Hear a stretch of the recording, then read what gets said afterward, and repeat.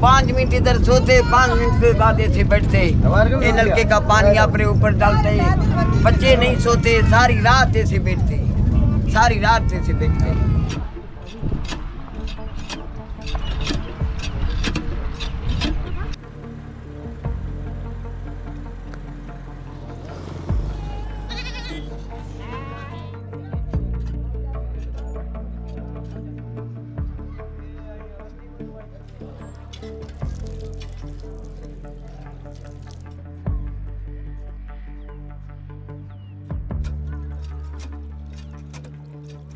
ये हम ज़्यादा तरजीह जानवरों पे देते हैं। ठीक है, अगर जानवर हमारे सेहतमंद रहेंगे तो बच्चे भी सेहतमंद रहेंगे, क्योंकि मवाशी हालात हमारे इस पर हैं। अगर जानवर नहीं रहेंगे तो बच्चे कहाँ से खाएंगे, कहाँ से पिएंगे।